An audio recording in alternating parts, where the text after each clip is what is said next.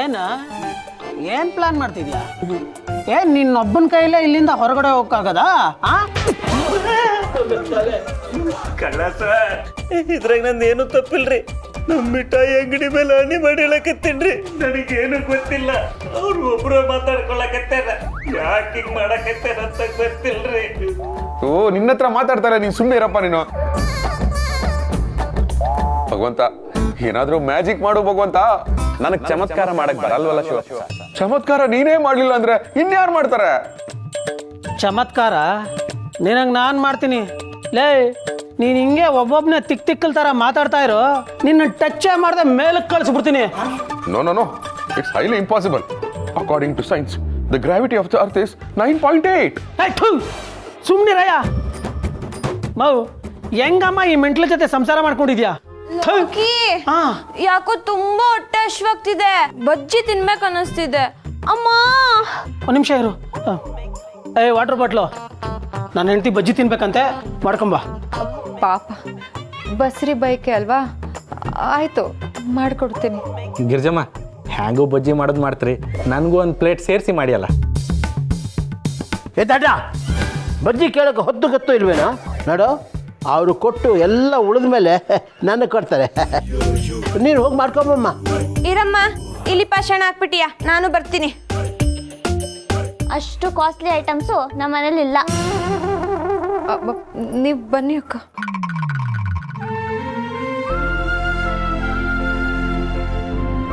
ಮಲ್ಗೆ, ನಿಂಗೆ ಇವೆಲ್ಲ ಬೇಕಾ? ನಾವೆಲ್ಲ ಸಿಕ್ಕಾಕೊಂಡಿದ್ದೀವಿ ಅನ್ನೋ ಭಯದಲ್ಲಿ ಇದನ್ನ ಹೇಳ್ತಿಲ್ಲ. ಗರ್ಭಿಣಿ ಆದವಳು ಕಷ್ಟ ಏನು, ಸಂಕಟ ಏನು, ಅವ್ಳು ಎಷ್ಟು ಅನುಭವಿಸ್ತಾಳೆ ಅಂತ ನನಗೆ ಗೊತ್ತು. ಅದಕ್ಕೆ ಕೇಳ್ತಿದ್ದೀನಿ. ಏಯ್, ನಿನ್ನ ನಾಟಕ ಎಲ್ಲ ನನ್ನ ಹತ್ರ ಬೇಡ. ಬೇಗ ಬಜ್ಜಿ ಮಾಡು. ಸರಿ.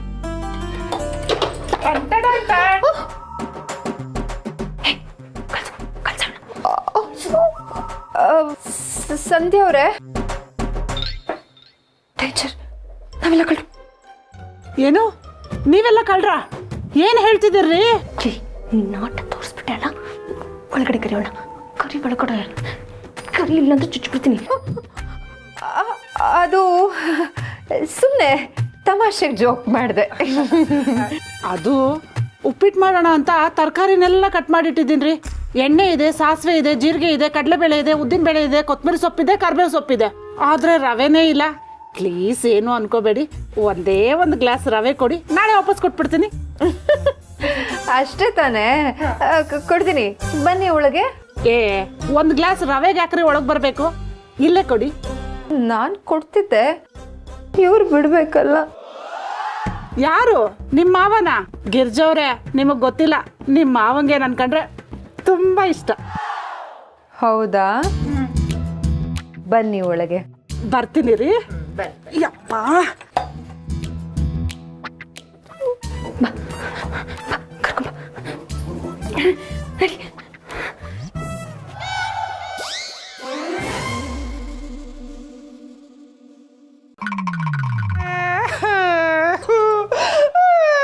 ಆಂಟಿ, ಅಳ್ಬೇಡಿ, ನಾವೆಲ್ಲ ಇದೀವಲ್ವಾ? ಏನಕ್ಕೆ ನನ್ನ ಜೊತೆ ಸೇರ್ಕೊಂಡು ನೀವು ಅಳೋದಕ್ಕ? ಸುಮ್ಮನೆರಮ್ಮ. ಈ ಗಿರ್ಜಂಗೆ ಎಲ್ಲ ಗೊತ್ತಿದ್ರು ಬೇಕು ಬೇಕು ಅಂತಾನೆ ನಮ್ಮನ್ನ ಒಳಗಡೆ ಕರೆದಿದ್ದಾರೆ. ನನ್ನ ಗಂಡ ಅಲ್ಲಿ ಉಪ್ಪಿಟ್ಟು ತಿನ್ನಕ್ಕೆ ಕಾಯ್ತಾ ಕೂತ್ಕೊಂಡಿದ್ದಾನೆ. ನಾನು ಅವ್ನಿಗೇನು ಅಂತ ಉತ್ತರ ಕೊಡ್ಲಿ? ಸಂಧ್ಯವ್ರೆ, ಸಮಾಧಾನ ಮಾಡ್ಕೊಳ್ಳಿ.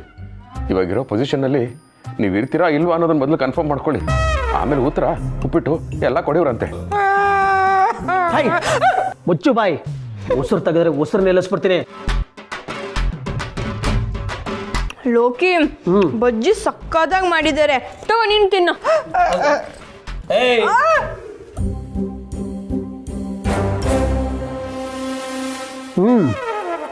ಚೆನ್ನಾಗಿದೆ, ಆದರೆ ಸ್ವಲ್ಪ ಖಾರ ಜಾಸ್ತಿ. ಮಲ್ಗೆ, ಮೆಣಸಿಕಾಯಿ ತಿನ್ನೋಕೆ ಹೋಗ್ಬೇಡ, ಮಗು ಖಾರ ಆಗುತ್ತೆ. ಲೋಕಿ, ನಂಗೆ ಟಿವಿ ನೋಡ್ಬೇಕು ಅನ್ನಿಸ್ತಿದೆ. ಹೌದಾ? ವಾಟರ್ ಬಾಟ್ಲು, ಟಿವಿ ಹಾಕು. ಇದು ಹಾಲಲ್ಲಿರೋ ಟಿವಿ ಅನ್ಕೊಂಡ್ರಾ? ಹಾಳಾಗಿರೋ ಟಿವಿ. ಸ್ವಿಚ್ ಹಾಕಿದ್ರು ಆನ್ ಆಗಲ್ಲ. ಲೋಕಿ, ನಂಗೆ ಅದೆಲ್ಲ ಗೊತ್ತಿಲ್ಲ, ನಂಗೆ ಎಂಟರ್ಟೈನ್ಮೆಂಟ್ ಬೇಕಷ್ಟೇ. ಹೌದಾ ಸರಿ, ಒಂದು ನಿಮಿಷ ಇರು. ಏಯ್, ಎಲ್ಲರೂ ಸರಿಯಾಗಿ ಕೇಳಿಸ್ಕೊಳ್ಳಿ. ನಾನು ಹೆಂಡತಿ ಹೇಳಿದ್ಮೇಲೆ ಮುಗೀತು. ನಾನು ಸಾಂಗ್ ಪ್ಲೇ ಮಾಡ್ತಾ ಇರ್ತೀನಿ, ಒಬ್ಬೊಬ್ಬರೇ ಬಂದು ಡ್ಯಾನ್ಸ್ ಮಾಡ್ತಾ ಇರಬೇಕು. Ladies first.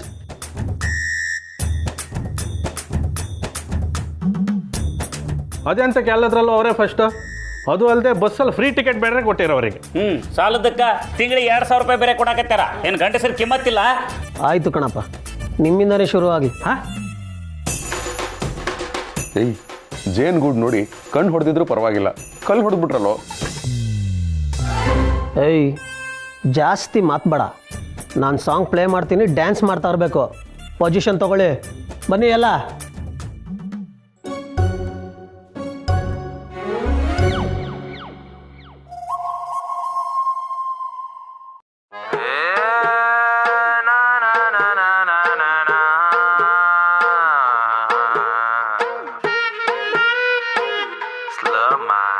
ಜೀವನ ಟಾನಿಕ್ ಬಾಟ್ಲಿ ಕುಡಿಯೋ ಮುಂಚೆ ಅಲ್ಲಾಡ್ಸು, ಬಾಡಿನ ಹಿಂದ್ಕೆ ಮುಂದ್ಕೆ ಮ್ಯಾಲೆ ಕೆಳಗೆ ಅಲ್ಲಾಡ್ಸು. ನಾಳೆ ನಾವೇ ಇರೋದಿಲ್ಲ, ಬೇಕಾ ಮೀಟಿಂಗು, ಶಾಶ್ವತ ಯಾವುದು ಇಲ್ಲ, ಎಲ್ಲ ಸೇಕಿಂಗು. ಸೊ ಅದಕ್ಕೆ ಅದಕ್ಕೆ ಅದಕ್ಕೆ ಅದಕ್ಕೆ ಅದಕ್ಕೆ ಅದಕ್ಕೆ ಅಲ್ಲಾಡ್ಸ್ ಅಲ್ಲಾಡ್ಸ್ ಅಲ್ಲಾಡ್ಸ್ ಅಲ್ಲಾಡ್ಸ್ ಅಲ್ಲಾಡ್ಸ್ ಅಲ್ಲಾಡ್ಸ್ ಅಲ್ಲಾಡ್ಸು. ಅಲ್ಲಾಡ್ಸ್ ಅಲ್ಲಾಡ್ಸ್ ಅಲ್ಲಾಡ್ಸ್ ಅಲ್ಲಾಡ್ಸ್ ಫುಲ್ಲು ಭೂಮಿ ಅಲ್ಲಾಡ್ಸು.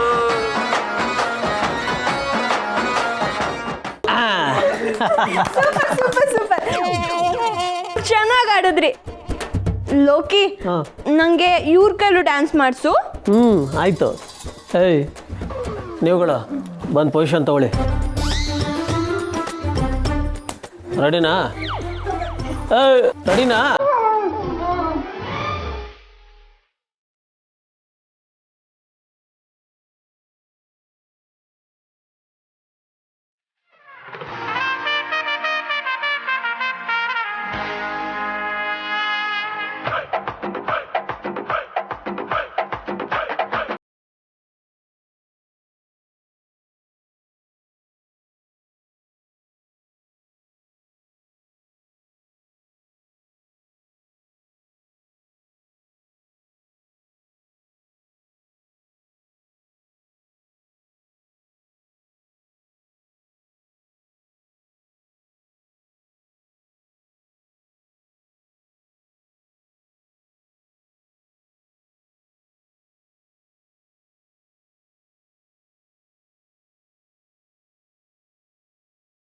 Super super super.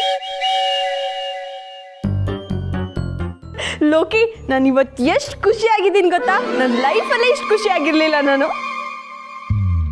Excuse me. ಏಯ್, ಅಲ್ಲ, ನೀವು ಪರ್ಮಿಷನ್ ಕೊಟ್ಟರೆ ಒಂದು ಪರ್ಸನಲ್ ಕ್ವಶನ್ ಕೇಳ್ಬಿಡ್ತೀನಿ. ಹಾಂ.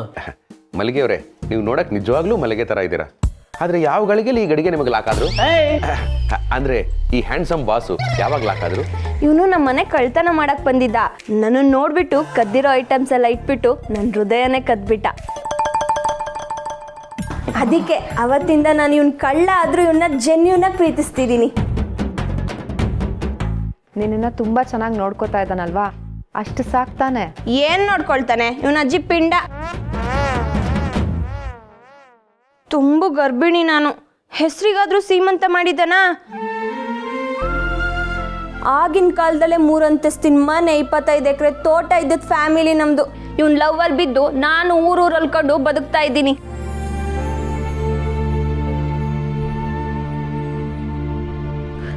ಸಂಧ್ಯಾ ಅವ್ರೆ, ಏಯ್, ನಿಂತ್ಕೊಳ್ಳಿ.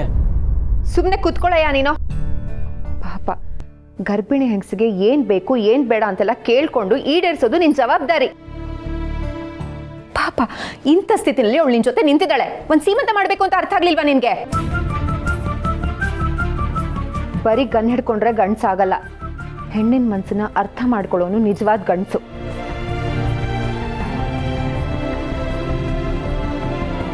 ಬನ್ನಿ ಸಂಧ್ಯಾ ಅವ್ರೆ.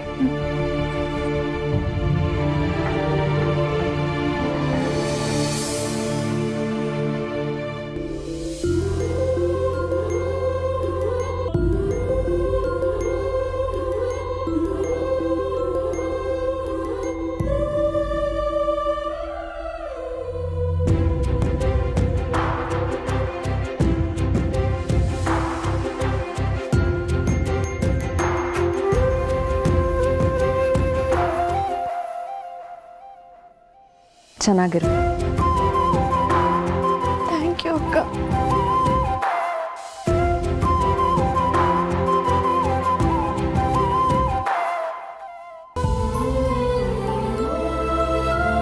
ಪಾಪ ಒಳ್ಳೆ ಮನ್ಸಿರೋ ಹುಡುಗಿ ಅಲ್ವಾ?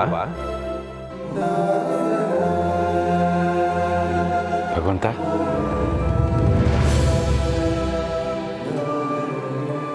ಒಬ್ಬ ಒಳ್ಳೆ ಮನುಷ್ಯನ ಒಳಗೆ ಕೆಟ್ಟ ಮನುಷ್ಯ ಹೇಗಿರ್ತಾನೋ ಹಾಗೆ ಕೆಟ್ಟ ಮನುಷ್ಯನ ಒಳಗೂ ಒಳ್ಳೆ ಮನುಷ್ಯನೂ ಇರ್ತಾನೆ.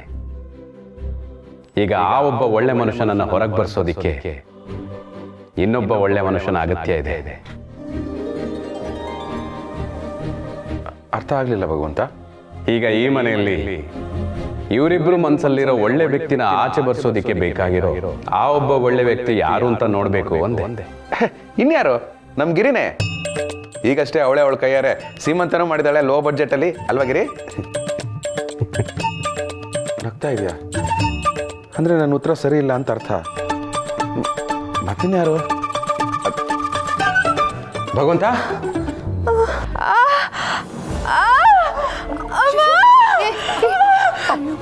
ಮಲ್ಗೆ ಮಲ್ಗೆ ಮಲ್ಗೆ ಮಲ್ಗೆ ಏನಾಯ್ತು? ವಾಟರ್ ಬಾಟ್ಲು ಬಜ್ಜಿಗೆ ಏನ್ ಹಾಕಿದ್ದೆ? ಕಡಲೆ ಹಿಟ್ಟು, ರುಚಿಗೆ ತಕ್ಕಷ್ಟು ಉಪ್ಪು, ಸ್ವಲ್ಪ ಸೋಡಾ. ಮತ್ತೆ ಯಾಕೆ ಹೊಟ್ಟೆ ನೋವು ಬಂತು? ಕೆಳಗಡೆ. ಇದು ಬಜ್ಜಿ ತಿನ್ನಕ್ ಬಂದ್ರೆ ಹೊಟ್ಟೆ ನೋವಲ್ಲ, ಹೆರಿಗೆ ನೋವು ಬಂದಿದೆ. ಈಗಲೇ ಮಲ್ಗೆನ ಆಸ್ಪತ್ರೆಗೆ ಕರ್ಕೊಂಡು ಹೋಗ್ಬೇಕು. ಏನು ಹೆರಿಗೆ ನೋವಾ? ಹಾಸ್ಪಿಟಲ್ ಕರ್ಕೊಂಡು ಹೋಗ್ಬೇಕಾ? ಹೇಯ್, ನಾಳೆವರೆಗೂ ಯಾರನ್ನೂ ಹೊರಗಡೆ ಬಿಡಲ್ಲ. ಏನೇ ಆದ್ರೂ ಇಲ್ಲೇ ಹೆರಿಗೆ ಆಗ್ಬೇಕು ಅಷ್ಟೇ.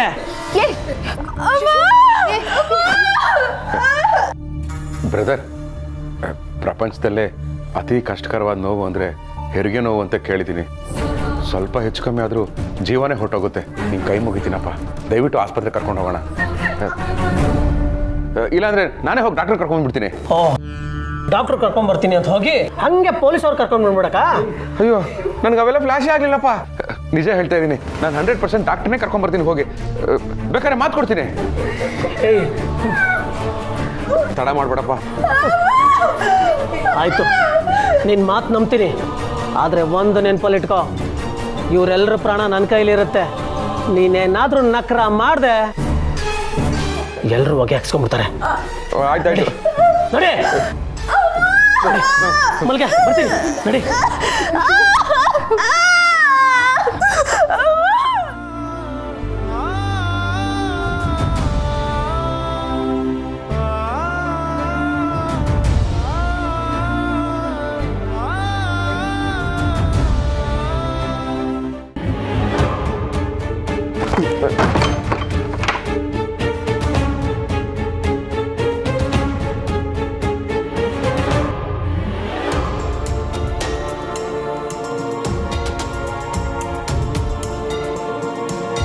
ಶಿವಪ್ರಸಾದ್,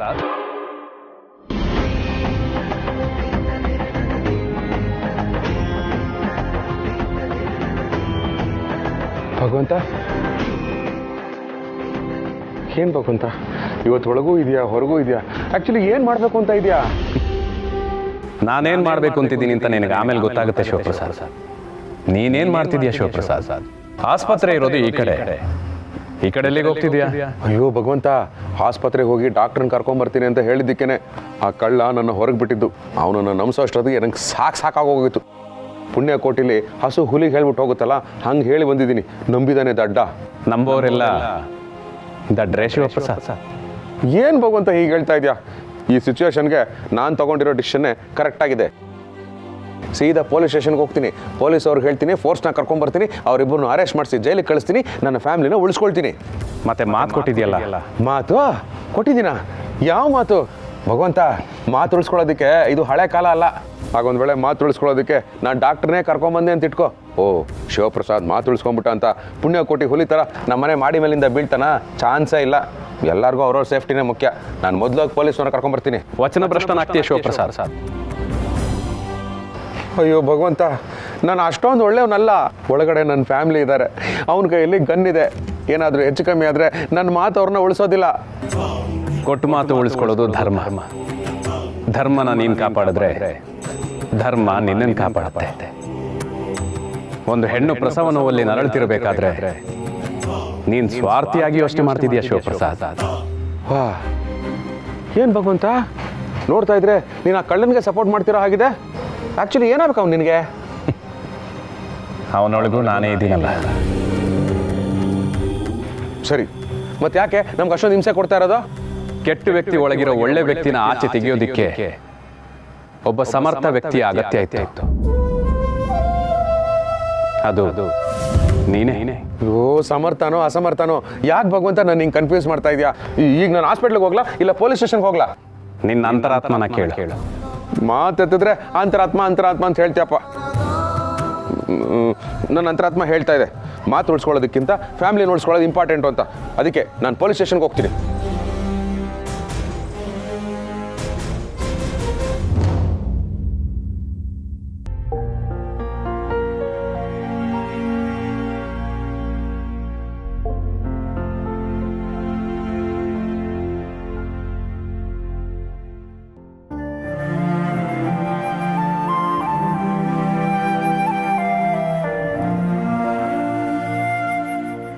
ಲೈ, ನಿನ್ನ ದಡ್ಡ ಅಂತ ಬೈತಿದ್ದೆ ನಿಜ, ಆದರೆ ನೀನು ಬುದ್ಧಿವಂತ ಅಂತ ತಿಳ್ಕೊಂಡಿದ್ದೆ.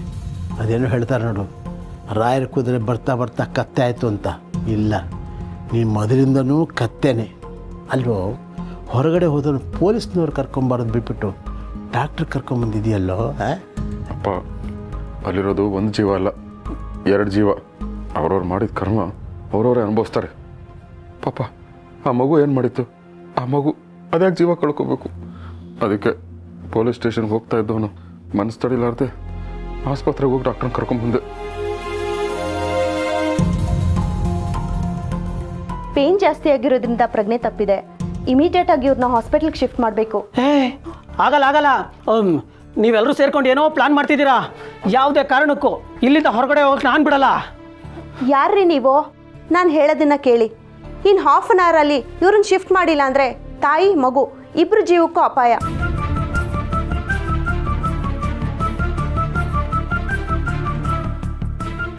ನಾನು ಹೇಗೆ ನಂಬಲಿ ನಿಮ್ಮನ್ನ? ಆಗಲ್ಲ. ಆಗೋದಿದ್ರೆ ಯಾರಿಗೆ ಇಲ್ಲೇ ಆಗಲಿ. ಏನು ಮಾತಾಡ್ತಿದ್ಯಾ ನೀನು? ಪಾಪ, ಅವಳು ಆಸ್ತಿ ಪಾಸ್ತಿ ಮನೆ ಮಠ ಎಲ್ಲ ಬಿಟ್ಟು ನಿನ್ನ ಹಿಂದೆ ಬಂದಿದ್ದಾಳೆ. ತುಂಬ ಗರ್ಭಿಣಿ, ರಿಸ್ಕ್ ತಗೊಂಡು ನಿನ್ನ ಜೊತೆ ಇದ್ದಾಳೆ. ಬ್ರದರ್, ಈಗಿನ ಕಾಲದಲ್ಲಿ ಗುಡ್ ಮಾರ್ನಿಂಗ್ ಮೆಸೇಜ್ಗೆ ರಿಪ್ಲೈ ಮಾಡಲಿಲ್ಲ ಅಂತ ಬ್ರೇಕಪ್ ಮಾಡ್ಕೋತಾರೆ. ಅಂಥದ್ರಲ್ಲಿ ನೀನು ಎಂಥವನು ಅಂತ ಗೊತ್ತಿದ್ದು ಆಕೆ ನಿನ್ನ ಜೊತೆ ಇದ್ದಾಳೆ ಅಂದರೆ ಪಾಪ ಆ ಜೀವಿಗೆ ಬೆಲೆನೇ ಇಲ್ವಾ? ಅಯ್ಯೋ, ಅದು ಹಾಗಲ್ಲ ಸರ್. ಹೊರಗಡೆ ಪ್ರಪಂಚ ಸರಿಗಿಲ್ಲ ಸರ್. ಪೊಲೀಸವ್ರು ನನ್ನ ಮಲ್ಗೆ ನೋಡಿದ್ರೆ ದೂರ ಮಾಡಿಬಿಡ್ತಾರೆ ಸರ್. ಅದು ನನಗಿಷ್ಟ ಇಲ್ಲ ಸರ್. ಬೇಕಾದ್ರೆ ಇಲ್ಲೇ ನಾನು ನನ್ನ ಮಲ್ಗೆ ಶೂಟ್ ಮಾಡ್ಕೊಂಡು ಸತ್ತೋಗ್ತೀವಿ. ಅಯ್ಯೋ ಚಚೆ, ಏನ್ ಮಾತು ಅಂತ ಆಡ್ತಿದ್ಯಪ್ಪ? ಹೊಸ ಜೀವ ಬರ್ತಾ ಇದೆ, ಸಾಯೋ ಮಾತೆಲ್ಲ ಆಡಬಾರ್ದು. ನೋಡು ಲೋಕಿ, ನೀನು ತಪ್ಪು ಮಾಡಿದ್ಯಾ, ಅದಕ್ಕೆ ನಿನಗೆ ಶಿಕ್ಷೆ ಆಗಲಿ. ಪಾಪ ಅಮಾಯಕರಿಗೆಲ್ಲ ಯಾಕೆ ಶಿಕ್ಷೆ ಆಗಬೇಕು? ಅಲ್ಲಯ್ಯ, ಹೊರಗಿನ ಜಗತ್ತು ಸರಿ ಇಲ್ಲ ಅಂತ ಹೇಳ್ತಿದ್ಯಲ್ಲ, ಮೊದಲು ನೀನು ಸರಿಯಾಗಿದ್ದೀನಯ್ಯ. ನನ್ನ ಮಗ ಹೊರಗಡೆ ಹೋದನು ಪೊಲೀಸ್ನವ್ರು ಕರ್ಕೊಂಬರ್ಬೋದಾಗಿತ್ತು. ಇಲ್ಲ, ಡಾಕ್ಟ್ರನ್ನ ಕರ್ಕೊಂಬಂದ, ಕೊಟ್ಟ ಮಾತನ್ನ ಉಳಿಸ್ಕೊಂಡ. ಯಾಕೆಂದರೆ ಅವನು ನನ್ನ ಮಗ ಕಣಯ್ಯ, ಮಾನವೀಯತೆ ಇರೋನು. ಹೌದು, ಯಾರೋ ಒಬ್ರಿಬ್ರು ಮಾಡೋ ಕೆಲಸ ಕಂಡ್ಕೊಂಡು ಜಗತ್ತು ಸರಿ ಇಲ್ಲ, ಜನಗಳೇ ಸರಿ ಇಲ್ಲ ಅಂತೇಳಿ ಹೇಳೋದು ತಪ್ಪಲ್ದ ಮರೆ. ಯೋಚನೆ ಮಾಡು. ನೋಡಿ, ಟೈಮ್ ಇರ್ತಿದೆ, ಆಮೇಲೆ ಇಬ್ರು ಉಳಿಸ್ಕೊಳಕ್ಕಾಗಲ್ಲ. ಬೇಗ ಡಿಸೈಡ್ ಮಾಡಿ.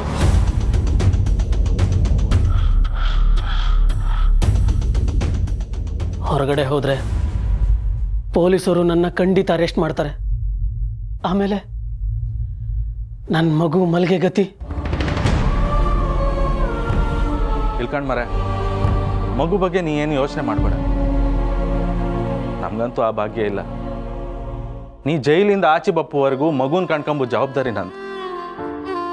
ಹಾಂ, ನಾನು ಆ ಮಗುಗೆ ಯೂನಿಫಾರ್ಮು, ಸ್ಕೂಲ್ ಬುಕ್ಸು ಇದೆಲ್ಲ ನಾನು ಮಾಡ್ತೀನಿ.